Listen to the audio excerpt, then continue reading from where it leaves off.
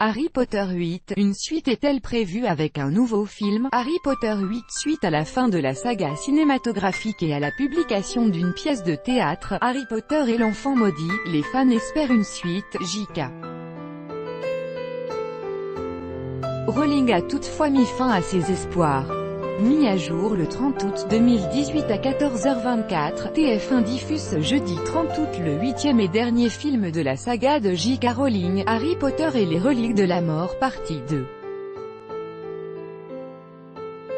Dans ce long métrage réalisé par David Yates, on retrouve une dernière fois le jeune sorcier à la cicatrice en forme d'éclair et ses compagnons Ron et Hermione dans leur quête pour en finir avec Voldemort. Pour cela, ils doivent récupérer et détruire les Horcruxes, artefacts qui lui permettent d'être immortels. Si le dernier épisode de la saga a été divisé en deux parties, c'est parce que le long métrage aurait duré près de 5h30, a expliqué le producteur David Heyman dans une interview.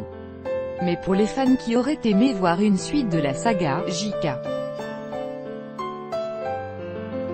Rowling a mis fin aux attentes en annonçant lors de la première du spectacle Harry Potter et l'enfant maudit à Broadway. En ce qui concerne Harry, je pense que j'ai raconté toutes les histoires que j'avais envie de raconter. Dans l'épilogue à la fin du 7e livre, c'est évident que l'histoire se tourne sur le fils d'Harry, Albus. Et avec la pièce, on a développé son histoire comme il se doit.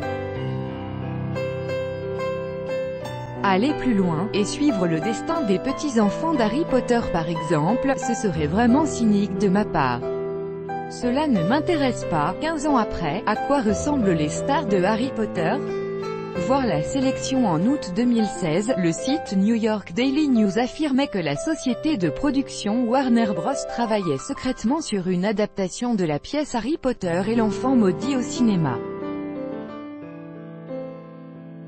Une date de sortie était même déjà avancée. À peine 24 heures après l'annonce de cette bonne nouvelle, la société Warner Bros. Avait elle-même démenti le projet.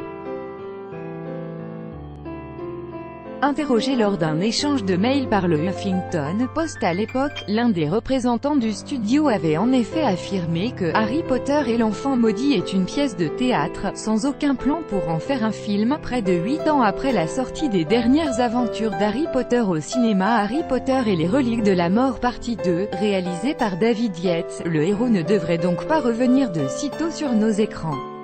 La société de production Warner Bros., déjà responsable des 8 derniers volets, semble bien décidée à vouloir se contenter de l'accueil triomphal réservé à la pièce de théâtre Harry Potter et l'enfant maudit dans le monde entier. Avec la sortie du script en français le 14 octobre dernier, l'œuvre semblait pourtant vouée à être adaptée au cinéma.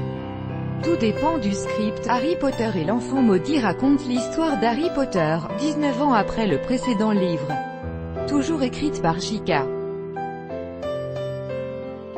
Rowling, aidée de Jack Thorne et John Tiffany, la pièce met en scène les difficultés du jeune homme, désormais âgé de 37 ans, à comprendre son plus jeune fils, Albus Severus, qui s'apprête à faire sa rentrée à Poudlard et a bien du mal à accepter l'immense célébrité de son père.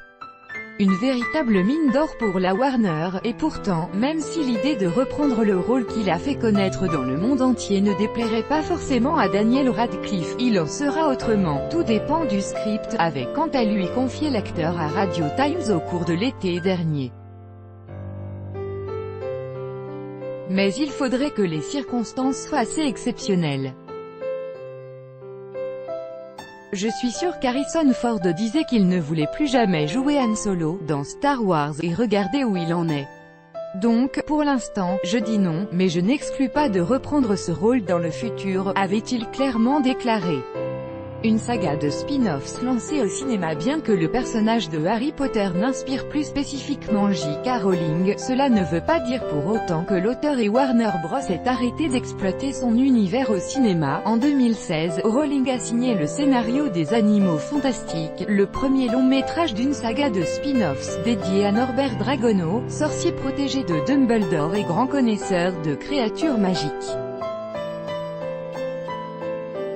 couronné de succès, ce premier film sera suivi de 4 suites au total. Les Animaux Fantastiques 2 est prévu pour une sortie en France le 14 novembre 2018. On y retrouvera Eddie Redmayne, une merveilleuse histoire du temps, Danish Girl, mais aussi Jude Law et Johnny Depp. En attendant le prochain film, sachez qu'un jeu mobile Harry Potter Go est actuellement en développement.